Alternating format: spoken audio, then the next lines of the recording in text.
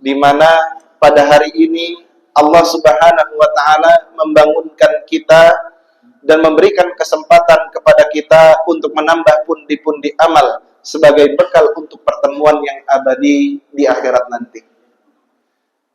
Dan yang kedua, salawat beriring salam kita haturkan kepada baginda junjungan alam Nabi Muhammad sallallahu alaihi wasallam yang telah membimbing kita umat manusia dari gerbang kejahiliahan menuju gerbang yang terang benderang dengan cahaya Islam.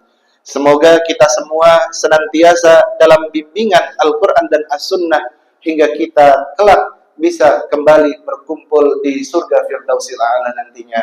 Amin ya rabbal alamin. Ma'asyiral muslimin, jamaah hadirin salat subuh yang dimuliakan oleh Allah Subhanahu wa taala.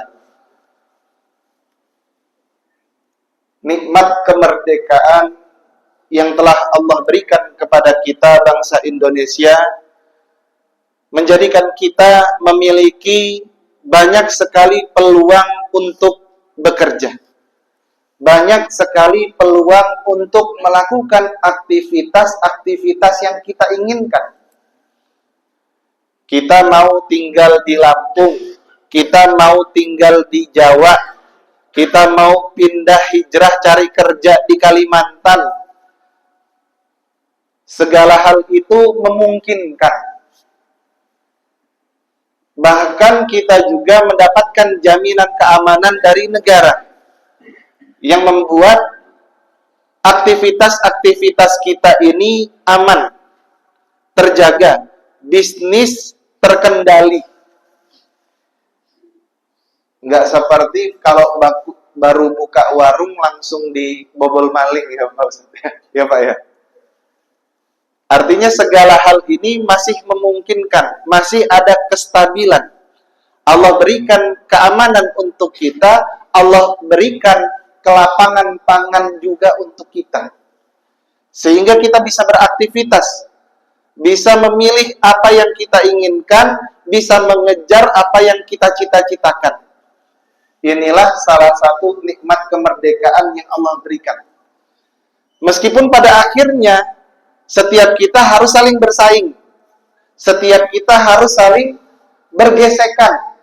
Timbul konflik kepentingan. Nah, ini suatu hal yang lumrah, suatu hal yang pasti.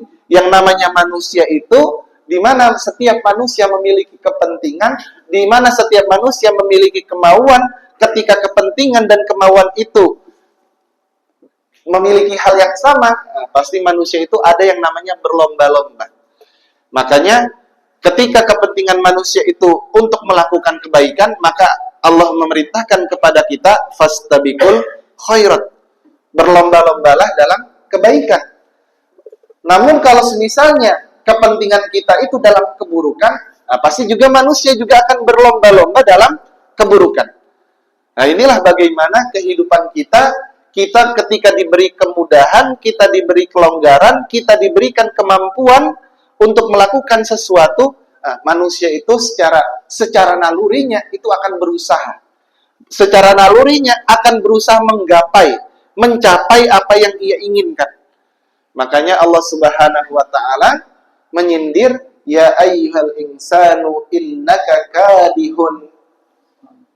Wahai manusia, engkau itu sudah sibuk sekali.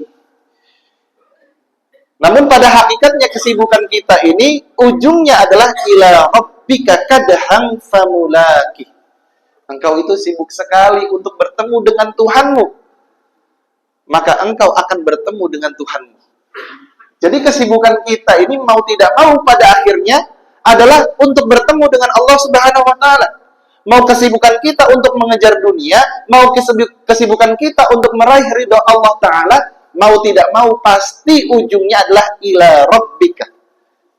Akan kembali kepada Tuhanmu. Famulaki, maka engkau akan bertemu dengannya. Inilah hakikat kehidupan kita. Mau kita sibuk di dunia, mengejar dunia, mengumpulkan seluruh harta di dunia untuk kita nikmati, pada akhirnya kita ini pasti akan ila rabbik, akan bertemu dengan Tuhanmu. Maka kehidupan kita, di mana kita ini penuh dengan kebisingan, penuh dengan persaingan, penuh dengan perselisihan, maka kita ini bagaimana caranya kita bisa mendapatkan ketenangan di tengah hidup yang penuh kebisingan. Bahkan kita dalam pekerjaan, bahkan yang ibu-ibu sebagai ibu rumah tangga, kita semua merasakan hidup kita begitu bising dan penuh tekanan. Apalagi dengan nikmat kemerdekaan ini. Kita penuh tekanan, kita penuh persaingan, dan bagaimana tidak, kita ini pasti merasakan yang namanya lelah. Iya Pak ya? Kerja bangun pagi, langsung berangkat ke pasar, pulang dari pasar, langsung ngurus keluarga. Ya, belum lagi kalau semisalnya ada hal-hal yang perlu kita selesaikan, bahkan sampai-sampai waktu istirahat harus kita gunakan. Inilah bagaimana hidup kita ini begitu lelah. Hidup kita ini banyak sekali kegiatan, banyak sekali hal yang ingin kita kejar. Apalagi kalau anak muda, dia harus lulus sekolah, masuk kuliah, cari kerja, menyelesaikan tugas-tugas di kantor, mengerjakan tugas-tugas di pasar. Habis itu harus keluar kota mencari barang dagangan. Oh, itu luar biasa bagaimana hidup kita ini benar-benar diburu-buru, sehingga kita merasa lelah dengan hiruk pikuk dunia, sampai kita sulit merasakan yang namanya tenang. Maka sesungguhnya, kenapa kita ini bekerja? Kenapa kita ini mengumpulkan harta? Nah, itulah yang biasanya dipikirkan oleh manusia. Dengan bekerja, dia punya harta, dia bisa menikmati dunia. Apalagi kalau kita sering melihat ke atas, bukan melihat ke bawah. Kita melihat orang-orang yang memiliki harta banyak. Mereka bisa santai di dalam mobil. Ketika kita mungkin panas-panasan naik sepeda, naik motor, kita ngelihat, oh enak sekali sepertinya dia bersama keluarganya di dalam mobil dengan penuh AC. Oh, kita ngelihat di media sosial.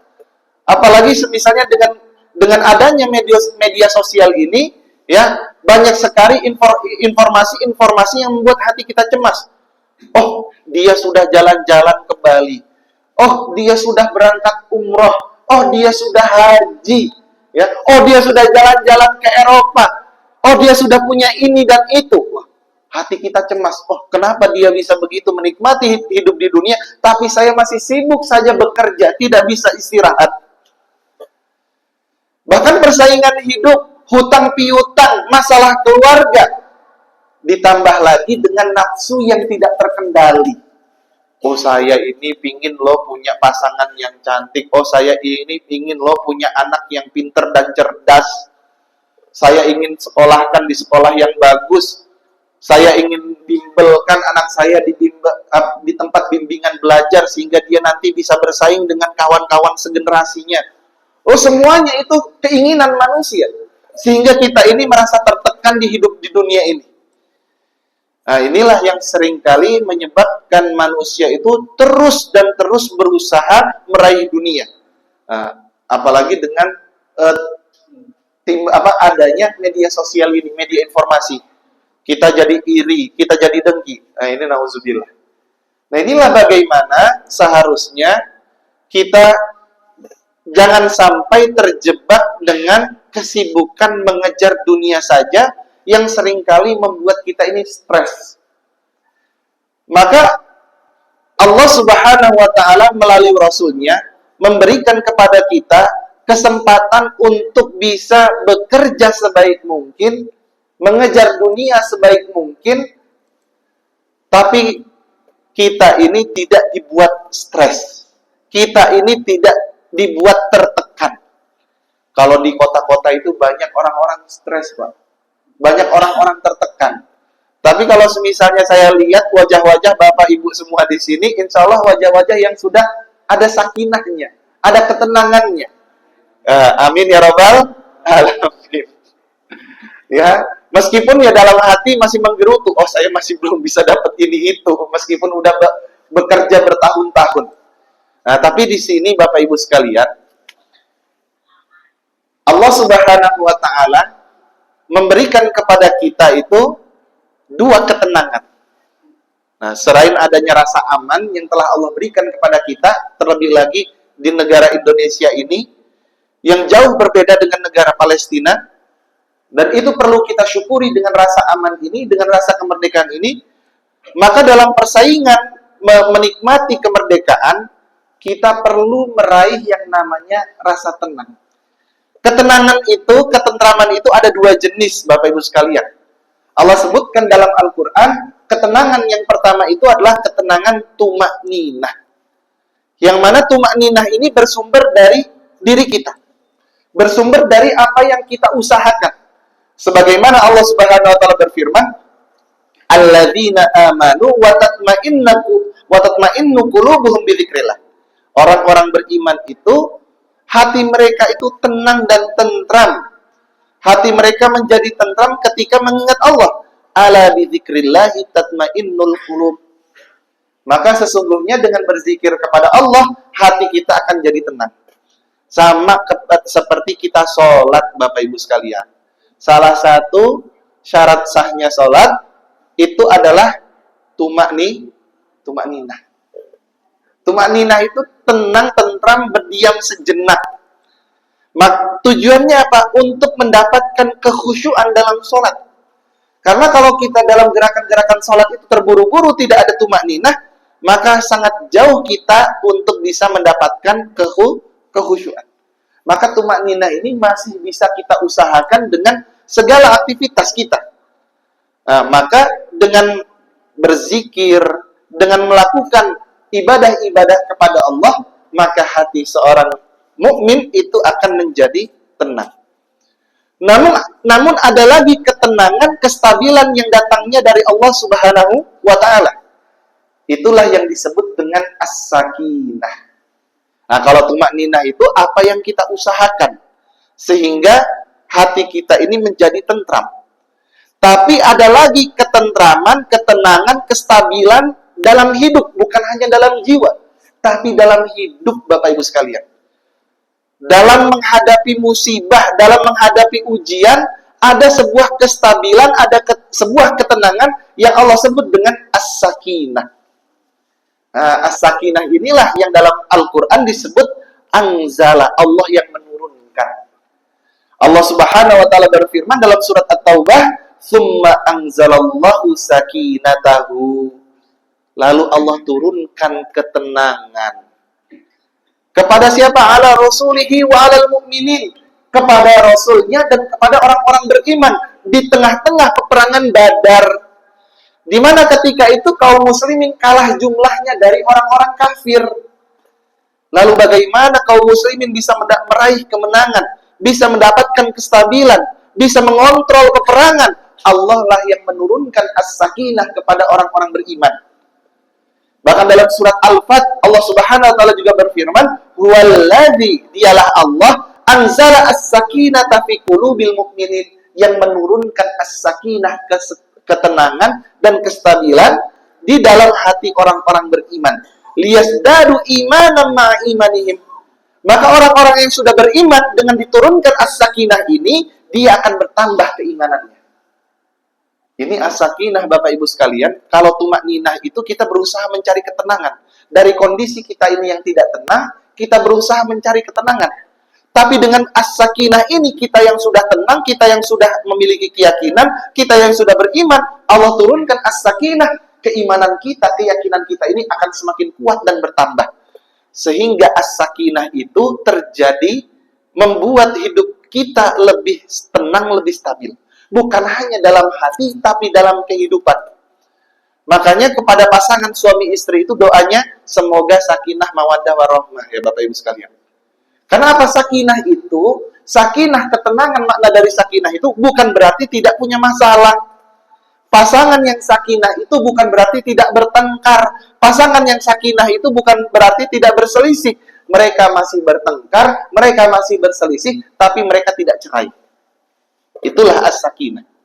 Karena wajar yang namanya manusia, beda latar belakang, beda pemikiran, ada perselisihan, itu wajar. Begitu pula para ulama. Para ulama kita di zaman dahulu, bahkan Ibnu Abbas mengatakan ikhtilaf fi rahmat ikhtilaf itu adalah rahmat. Perselisihan, perbedaan pendapat itu adalah rahmat. Kenapa rahmat? Karena dengan perbedaan itu akan terbuka sudut pandang. Karena setiap daerah, setiap tempat, setiap zaman itu memiliki permasalahan yang berbeda-beda. Memiliki konsep solusi yang juga berbeda-beda. Maka dengan adanya perbedaan-perbedaan pandangan ini, setiap umat itu tidak akan tersusahkan dengan agama Islam. Karena agama Islam itu adalah yusrun, kata baginda Nabi. Agama itu adalah mudah. Fala yushaddad din. Janganlah seseorang itu mempersulit dalam urusan agama. Nah, inilah bagaimana perbedaan antara orang Saudi, orang Indonesia, itu dalam praktik ibadah itu mungkin ada perbedaan. Nah, inilah bagaimana kita ini dengan adanya ikhtilaf perbedaan-perbedaan dalam pendapat ulama itu membuat pelaksanaan ibadah itu bisa dilakukan. Bahkan pelaksanaan ibadah bagi orang-orang kota, bagi orang-orang desa itu bahkan juga berbeda. Bagaimana pembiasaan ibadah sehari-hari itu juga bisa berbeda-beda. Namun agama ini memudahkan. Bagaimana agama ini tidak ditinggalkan meskipun seorang itu sibuk dengan pekerjaan kota. Dan bagaimana agama ini juga tidak ditinggalkan meskipun orang itu sibuk dengan pekerjaan yang ada di desa. Pekerjaan yang berbeda-beda ini tetap tidak membuat seorang mukmin itu meninggalkan agamanya. Inilah as-sakinah. Tidak membuat seorang mukmin ini tunduk kepada orang-orang kafir. Inilah as-sakinah. Maka as-sakinah ini seharusnya dilandasi dengan tadi kita berusaha menimbulkan tumakninah. Bagaimana dalam kehidupan ini Allah Subhanahu wa taala telah memberikan kepada kita berbagai macam langkah untuk meraih ketenangan dalam jiwa. Sehingga ketenangan dalam jiwa ini bisa membuat hidup kita ini lebih tenang, lebih stabil. Bukan hanya kestabilan yang ada dalam diri kita, tapi kestabilan dengan hubungan kita dengan pasangan, hubungan kita dengan anak-anak, hubungan kita dengan kerabat saudara, hubungan kita dengan tetangga. Nah, inilah bagaimana Allah Subhanahu wa taala di tengah kesibukan kita, di tengah perlombaan kita, Allah Subhanahu wa taala mengajarkan kepada kita yang pertama, jangan meninggalkan sholat. Sesibuk apapun kita, jangan meninggalkan sholat. Karena terkadang orang kalau sudah pikirannya kalut, orang kalau sudah terlalu ambisius, itu biasanya stres, Pak. Ya, ketika pikiran itu sudah mempengaruhi akal, membuat kita ini tidak bisa berpikir dengan cara yang inovatif, ya, terkadang kita ini kan jadi saklek, Pak. Pokoknya harus ini. Nah, biasanya kan kayak gitu, Pak. Saking kita ini udah kesel, saking kita ini udah lelah, saking kita ini udah nggak tahu gimana solusinya, sampai-sampai orang mau ngasih nasihat kepada kita, kita nolak. Pokoknya harus kayak gini. Pokoknya saya maunya ini. Harus jadi apa? Mengikuti hawa nafsu. Maka dengan sholat ini Allah Subhanahu wa taala memerintahkan kita, innas sholatan tanha anil fahsya'i wal munkar. Sholat itu akan mencegah dari perbuatan keji dan mungkar. Maka sholat tepat waktu bukan sekedar kewajiban, tapi lebih kepada sarana pembersihan hati. Pembersihan hati dari dosa-dosa dan memberikan ketenangan kepada jiwa. Dan jiwa yang tenang, pikiran yang tenang, itu lebih mudah menerima saran. Nah, lebih mudah menerima kritikan. Lebih mudah untuk memperbaiki diri. Nah, inilah bagaimana ketenangan itu Allah berikan kepada kita 5 kali dalam sehari. Dan bagaimana sholat itu juga digambarkan oleh baginda Nabi seperti seseorang yang memiliki rumah di depan sungai. Setiap kali dia sholat itu dia membersihkan dirinya, dia membersihkan jiwanya. Bagaimana seseorang itu tidak bersih kalau dalam sehari dia 5 kali membersihkan diri? Pasti bersih. Nah, inilah sholat itu dengan tujuan mencegah diri kita dari perbuatan keji dan mungkar. Bahkan bukan hanya dengan sholat, Bapak Ibu sekalian. Yang kedua, agama Islam ini mengajarkan kepada kita bagaimana untuk memperbanyak zikir, memperbanyak berdoa. Ala bizikrillahi tatmainnul qulub. Sesungguhnya hanya dengan mengingat Allah, hati ini akan menjadi tenang.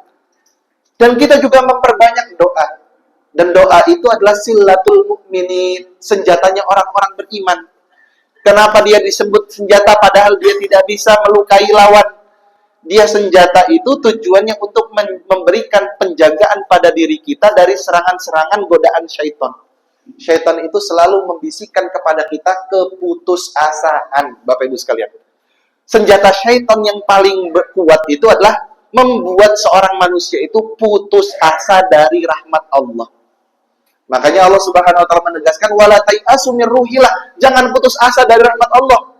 Jangan putus asa dalam hubungan suami istri. Jangan berputus asa pada karakter istri yang selalu melawan. Sabar. Seorang suami diminta untuk bersabar terhadap keluarganya. Wa'mur ahlaka bis-shalah wastabir 'alaihim. Perintahkanlah keluargamu untuk sholat dan bersabar. Bersabar dalam mendidik keluarga.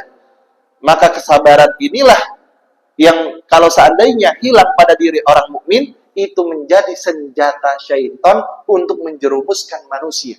Membuat pasangan suami istri itu bercerai. Membuat tali hubungan silaturahmi antara orang tua dan anak itu putus. Membuat hubungan kekerabatan dengan saudara-saudara hilang. Karena apa? Sudah putus asa. Dia nggak mungkin baik sama saya. Pikirnya gitu, Pak. Dia nggak bakal baik sama saya. Untuk apa saya ngobrol sama dia? Untuk apa saya bantu dia? Dia nggak bakal bantu kita. Timbul putus asa dalam sebuah hubungan sehingga putuslah tali kekerabatan.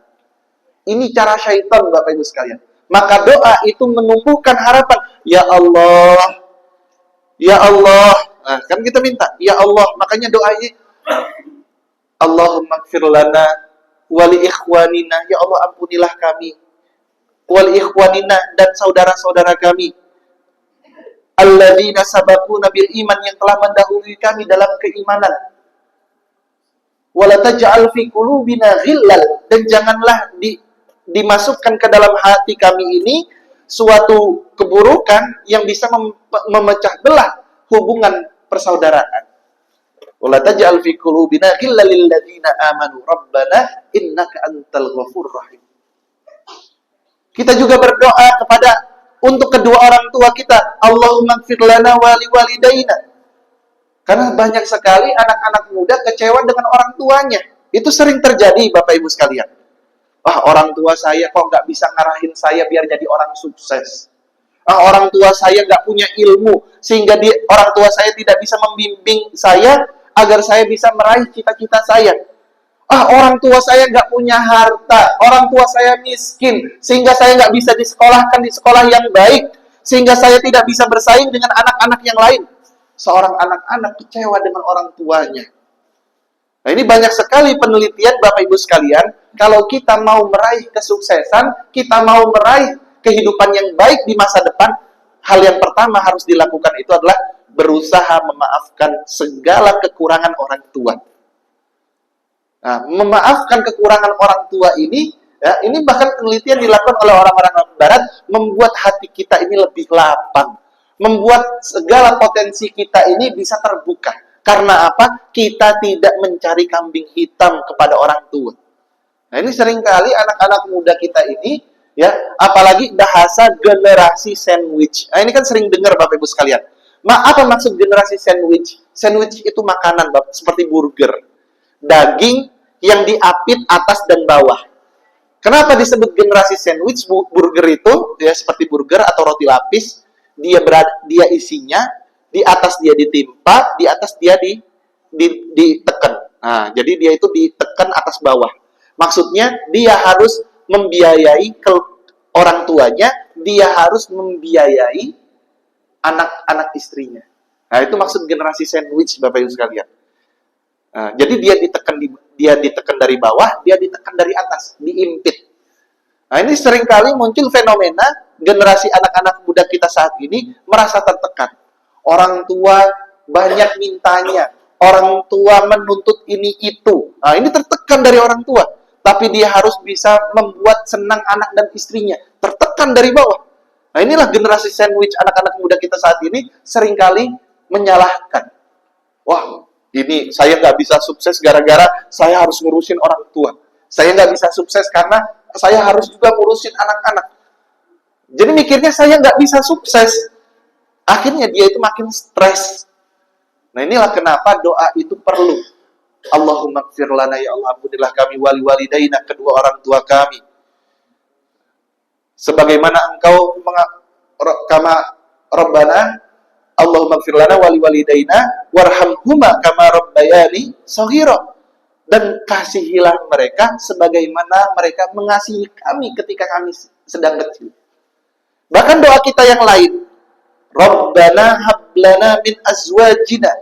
Ya Allah, berikanlah, hibahkanlah kepada kami dari pasangan-pasangan kami, wa dzurriyyatina, dan anak keturunan kami, ya, wa dzurriyyat Rabbana hablana min azwajina wa dzurriyyatina, agar mereka menjadi qurrata a'yun, menjadi penyejuk mata. Karena ternyata Bapak Ibu sekalian, dalam penelitian dokter itu disebutkan bahwasannya ada ilmu forensik. Ilmu forensik ini ilmu yang bisa mengetahui kapan seseorang itu meninggal. Jadi salah satu cara mengetahui kapan seorang itu meninggal bisa dilihat dari matanya. Nah, kalau matanya semakin pudar, itu bisa dihitung dari kepudaran matanya. Nah, jadi ternyata mata ini memiliki cahaya, Bapak Ibu sekalian. Orang yang sudah kehilangan cahaya di matanya itu, dia itu bisa dikatakan meninggal. Tapi ada juga orang yang belum meninggal, dia itu kehilangan cahayanya. Tatapannya kosong, Pak. Dia seolah-olah sudah tidak punya harapan. Kenapa seorang itu sudah tidak punya harapan? Dia udah putus asa.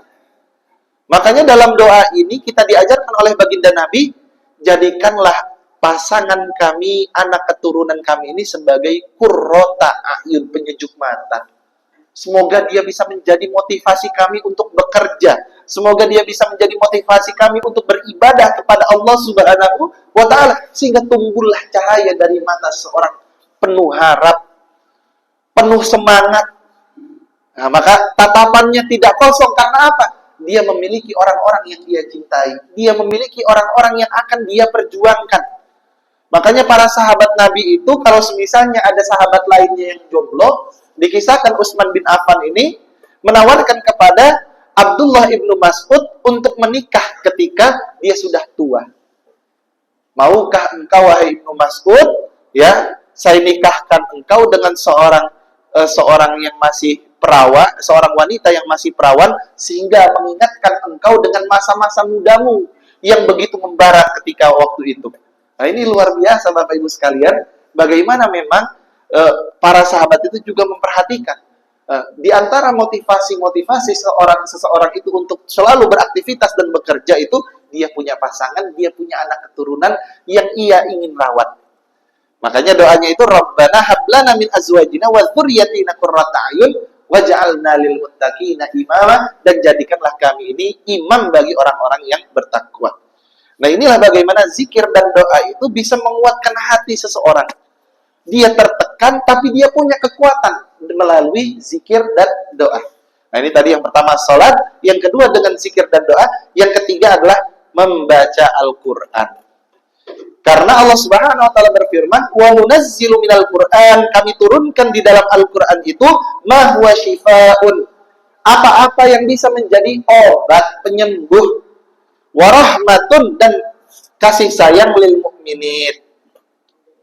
Jadi di dalam Al-Quran itu ada obat bagi segala keresahan jiwa. Maka lebih dari 2/3 isi Al-Quran itu kisah-kisah dan nasihat. Kita lagi marah, ada nasihatnya, ada kisahnya. Kita lagi kecewa, ada nasihatnya, ada kisahnya. Kisah para nabi dan rasul, kisah orang-orang beriman, perjuangan baginda Nabi diturunkan di dalam Al-Quran. Semuanya itu untuk menguatkan dan menyembuhkan segala keresahan yang ada di dalam diri seorang beriman. Artinya Al-Quran ini merupakan obat kegelisahan batin. Dengan membacanya, hati menjadi tenang, dan mendengar lantunannya menguatkan jiwa-jiwa kita semua. Nah, inilah bagaimana perlu sekali kita membaca Al-Quran dan mendengarkan lantunan ayat suci Al-Quran dengan mentadaburi makna-maknanya. Nah, yang tadi yang pertama sholat, yang kedua tadi zikir dan doa, yang ketiga adalah membaca Al-Quran. Dan yang keempat, Bapak Ibu sekalian, itu adalah qanaah.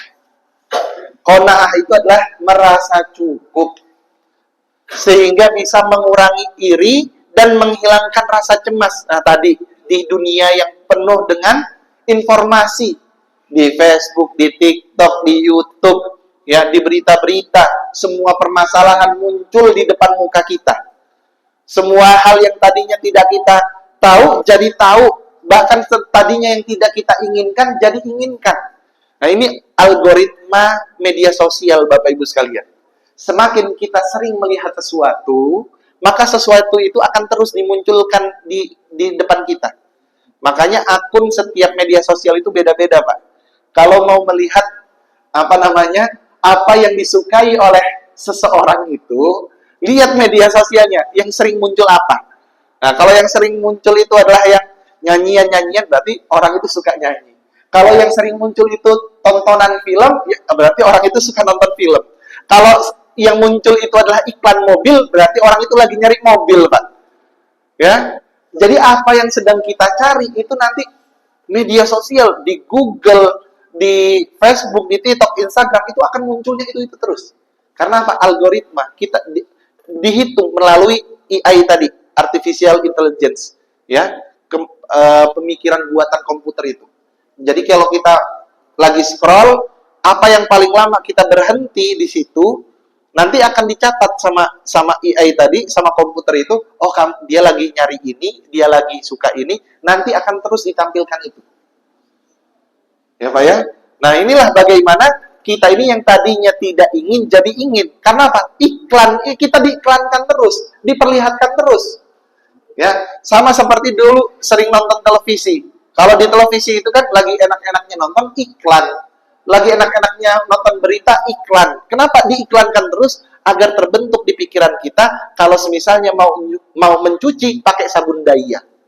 Nah, ya, kalau semisalnya mau minum, beli minum, itu pasti kita ngucapnya Aqua. Karena iklannya Aqua terus. Iklannya Daya, dulu kan Daya.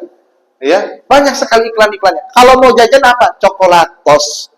Nah, itu kan banyak iklan. Yang tadinya kita tidak ingin, jadi ingin. Yang tadinya kita nggak mau beli, jadi pingin beli. Sama seperti kita ke supermarket, Bapak Ibu sekalian. Bahkan di dalam dunia perdagangan itu ada yang namanya sudut pandang. Jadi barang-barang yang laku, barang-barang yang enak, barang-barang yang branded, itu ditaruh tepat di hadapan mata kita. Nah, jadi kalau kan ada yang ditaruh di atas, di tengah, di bawah, ya Pak ya. Nah, bahkan kita ini kalau misalnya di mall-mall itu, dari satu tangga ke tangga yang lain itu jaraknya jauh. Kenapa ada jarak jauh itu? Agar kita itu sebelum ke tangga yang lain, kita ini ngeliat-ngeliat barang dulu. Oh, tasnya bagus. Oh, sendalnya bagus. Oh, makanannya enak. Yang tadinya nggak mau beli, jadi beli. Di media sosial juga seperti itu. Yang ibu-ibu sering diliatin tas, sering diliatin sepatu, sering diliatin barang-barang kebutuhan rumah tangga. Maka semakin sering buka Shopee, nah ini kan Shopee, Pak. Shopee, Tokopedia yang online ini. Semakin sering membuka akun penjualan online, maka dia akan sering beli barang online. Nah, ini memang pengaruh yang tadinya tidak ingin beli, jadi ingin beli. Maka perlu yang namanya sifat qanaah. Qanaah itu adalah sifat merasa cukup. Sebagaimana baginda Nabi SAW bersabda, "Laisa al-ghina an kathratil arabi." Orang yang kaya itu bukan orang yang banyak barang hartanya. Akan tetapi kata baginda Nabi, "Walakin al-ghina," akan tetapi orang yang kaya itu adalah ghina an-nafsi. Merasa cukup terhadap dirinya. Nah, ghina ini Bapak Ibu sekalian, al-ghina itu maknanya saya cukup, saya nggak mau. Saya tidak butuh. Ghina itu gitu. Saya nggak butuh itu. Karena apa? Kenapa dia tidak butuh? Ghinaan itu artinya tidak butuh. Ya. Saya tidak butuh itu. Kenapa saya tidak butuh? Karena saya sudah punya. Nah, biasanya kayak gitu, Pak. Orang punya mobil, saya nggak butuh mobil lagi karena saya sudah punya mobil. Orang punya rumah bertingkat-tingkat, saya nggak butuh rumah orang itu karena saya sudah punya. Ya, orang punya sawah berhektar-hektar, saya nggak butuh karena saya juga sudah punya. Biasanya orang kaya itu dia ngelihat barang orang lain, dia nggak butuh barang orang tersebut. Kenapa? Karena dia sudah punya. Jadi ghina itu sebenarnya merasa cukup, tidak butuh. Dia tidak butuh. Kenapa nggak butuh? Biasanya karena sudah punya. Makanya orang kaya itu dalam bahasa Arab disebut al-ghani. Ghaniyun, orang kaya. Dari kata al-ghina itu, merasa tidak butuh. Ya, saya merasa tidak butuh dengan ini. Nah, tapi kata baginda Nabi, sesungguhnya orang yang kaya itu adalah orang yang merasa cukup dengan dirinya sendiri. Ya, kalau dia sudah cukup dengan apa yang ia miliki, maka dia tidak butuh dengan apa yang dimiliki oleh orang lain. Meskipun orang lain itu punya segala hal yang dia tidak miliki, tapi karena seseorang itu sudah merasa cukup dengan dirinya sendiri, inilah sifat qanaah. Merasa cukup dengan dirinya sendiri, sehingga dia tidak akan iri dengan apa yang dimiliki oleh orang lain. Gak peduli orang punya mobil, gak peduli orang punya rumah bertingkat-tingkat, gak peduli orang dia sudah jalan-jalan kemana-mana, dia sudah merasa cukup, Bapak Ibu sekalian. Nah, inilah kata baginda Nabi, orang kaya itu adalah orang yang merasa cukup dengan dirinya sendiri, sehingga membuat hati ini lebih lapang, membuat hati ini lebih lega, tidak iri pada orang lain, tidak cemas dengan dunia, dan tidak cemas dengan pencapaian-pencapaian yang telah didapatkan oleh orang lain. Ini membuat tenang. Jadi kalau orang sedang berlomba, dia berlomba dalam kebaikan, bukan berlomba-lomba dalam mengumpulkan harta dunia yang suatu saat pasti akan kita tinggalkan. Nah, ini yang keempat, Bapak Ibu sekalian. Yang pertama sholat, yang kedua zikir, yang ketiga tadi membaca Al-Quran, yang keempat ini memiliki sifat qanaah, merasa cukup dengan diri sendiri. Lalu yang kelima, silaturahmi dan tolong menolong. Hal ini membuat hati lebih damai. Sebagaimana baginda Nabi SAW bersabda, "Man ahabba ayyabsutalahu fi rizki." Barang siapa yang menginginkan Allah lapangkan rezekinya, wa yumsa'alahu fi atharihi, dan Allah panjangkan umurnya, falyasil rahimah, maka sambunglah tali silaturahmi. Silaturahmi ini melapangkan rezeki, menenangkan hati, saling tolong menolong, menumbuhkan rasa damai dalam masyarakat. Banyak sekali Bapak Ibu sekalian, orang dapat pekerjaan itu karena dia silaturahmi. Ya Pak ya? Dia punya kerabat, kenalan, punya perusahaan. Itulah yang biasa disebutkan orang dalam. Ya, kenapa ada misalnya karyawan, ada orang-orang ngantri ngelamar pekerjaan, dia nggak perlu antri, karena apa? Dia punya orang dalam. Ya, bahkan terang-terangan Bapak Ibu sekalian, yang kemarin job fair penerimaan kerja yang ada di Bekasi yang sampai menumpuk-numpuk, dorong-dorongan sampai masuk got itu sebenarnya hanya untuk sekedar formalitas, karena diperintahkan oleh pemerintah. Pemerintah sudah berjanji menyediakan 19 juta lapangan pekerjaan, maka seluruh perusahaan-perusahaan yang ada di Indonesia ini diwajibkan untuk membuka peluang pendaftaran kerja. Padahal ternyata menurut HRD itu orang yang merekrut dalam sebuah perusahaan, pengakuannya itu adalah mereka itu sebenarnya menerima pekerja itu melalui rekomendasi. Karena tanpa rekomendasi di Indonesia ini, mohon maaf, sekedar ijazah itu belum tentu punya skill. Sekedar ijazah itu belum tentu dia jujur dan amanah. Makanya seringkali dan banyak sekali perusahaan itu dia merekrut itu bukan melalui perekrutan secara umum, tapi melalui rekomendasi. Apalagi di beberapa jabatan-jabatan penting yang membutuhkan kejujuran, yang membutuhkan tanggung jawab. Kalau seorang itu tidak dari rekomendasi, sulit itu dapatnya, Pak.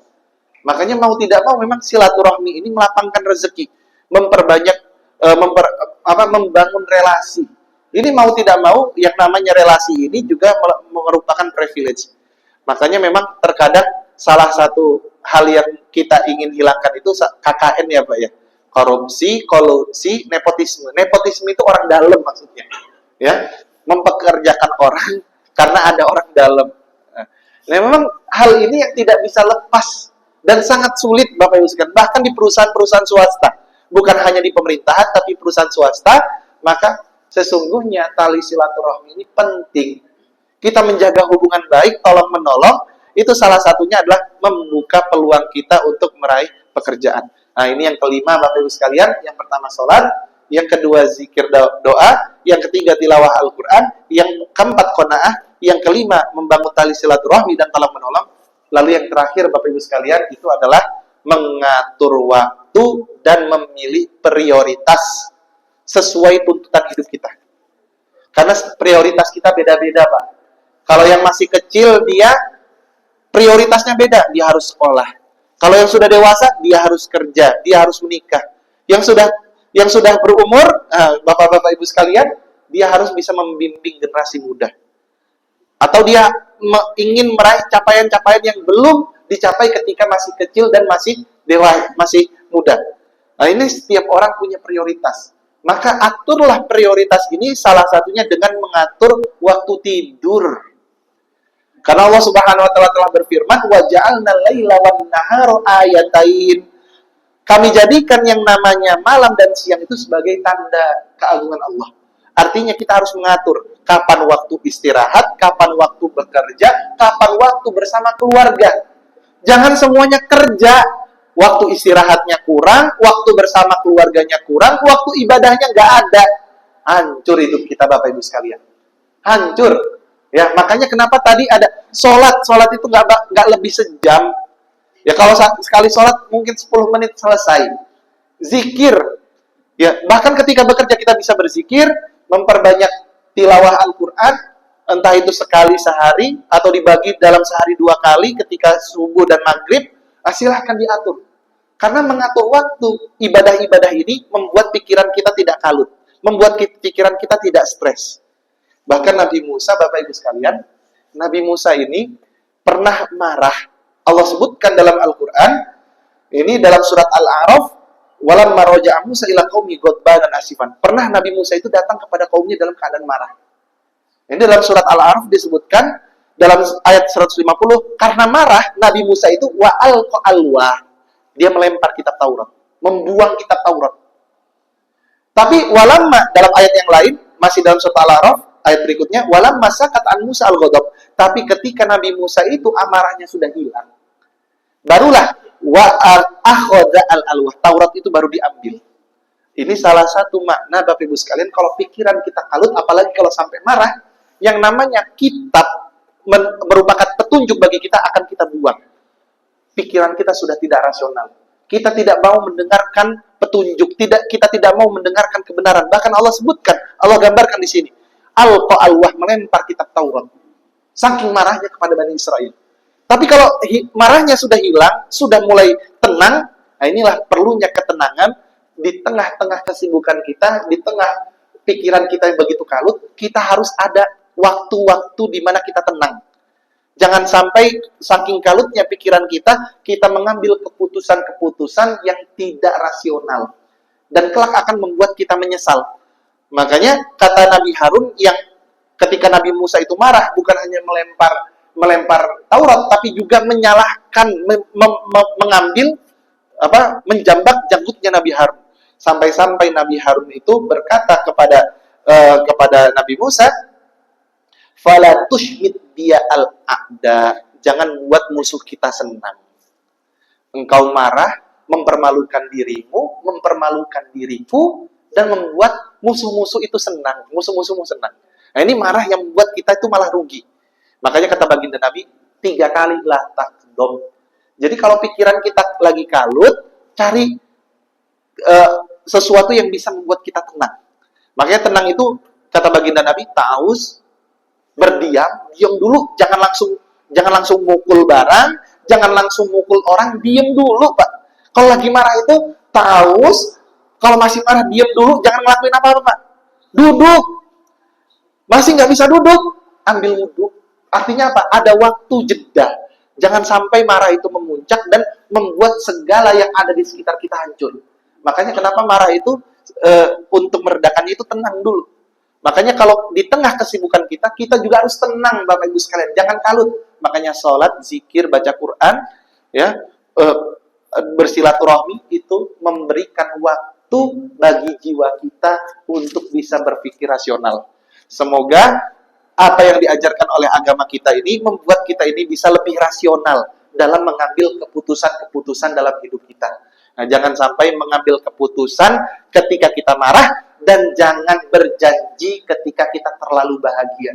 Nah, ini pesan yang sering kita dengar, karena memang penting jangan mengambil keputusan ketika marah, jangan berjanji ketika terlalu berbahagia.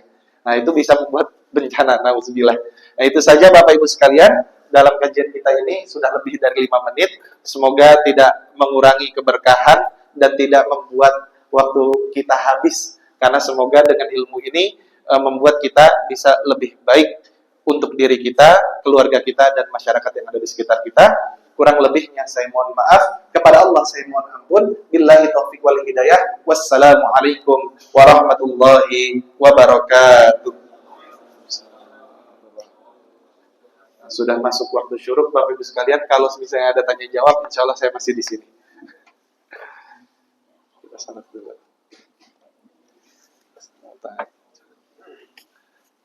Haji, udah syuruk aja.